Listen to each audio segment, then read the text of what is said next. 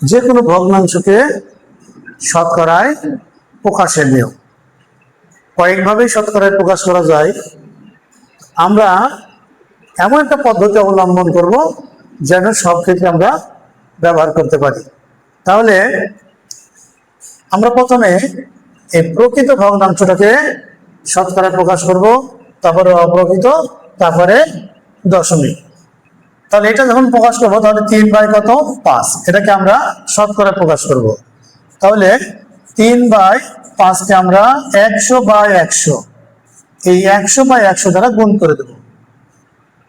এটার ক্ষেত্রে কি করব? এটার ক্ষেত্রেও তাই, একই নিয়ম ফলো করবো আমরা। তাহলে 13/5 তাহলে গুণ কত? 100/100। এটার ক্ষেত্রেও একই নিয়ম, 0.25 গুণন 100/100। আমরা হয়তো প্রকৃত ভগ্নাংশ তাই একরকম চিন্তা করব, অপ্রকৃত ভগ্নাংশ না ওটা হবে না, অন্যটা চিন্তা করতে হবে, এরকম না।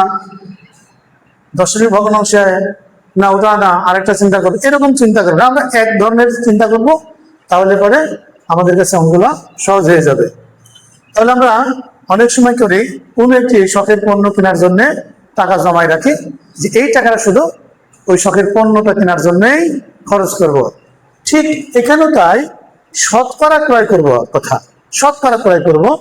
তো এই নিচের 100 গুলো রেখে দেবো ওই শতকরা ক্রয় করার জন্য, ওরা শুধু শতকরা ক্রয়ের কাজে ব্যবহার করব।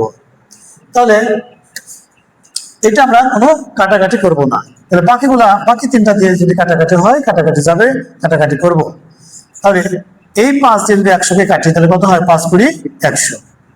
এবার এই 20 আর 3 গুণ করলে কত হবে? 60। আর নিচে আছে কত? 100। এখানেও তাই, একই অবস্থা। তাহলে 13 × 26, তার উপরে হবে 260, নিচে হবে কত? 100। এখানে কত হবে? আমরা এইটাকে দশমিকটা ভেঙে নেব, এই দশমিকটাকে এখন ভেঙে নেব। তাহলে কত হবে? এই দশমিকের জন্য নিচে 1 আর পাশে 2টা সংখ্যার জন্য 2টা 0, উপরে যা আছে তাই, শুধুমাত্র দশমিক বাদে। এবার এখানে যা আছে আমরা তাই লিখে দিলাম। তাহলে বলেছি যে নিচের 100 শুধু পার্সেন্ট ক্রয় করার জন্য। তো যদি পার্সেন্ট ক্রয় করে তাহলে নিচের 100 তো থাকছে না, তাহলে 60%। তাহলে এখানে কত হবে? 260%। তাহলে এখানে এইটা আর এইটা কেটে যায়, কারণ এটা রেখে দিব কি জন্য?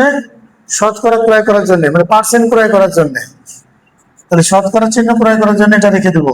তাহলে 25 আর নিচে কত? 100, তাহলে কত? 25%। এইভাবে আমরা যে কোনো ভগ্নাংশকে শতকরা প্রকাশ করতে পারি। আর শতকরা প্রকাশ করতে পারলেই সেটাকে দশমিকে প্রকাশ করা অতি সহজ।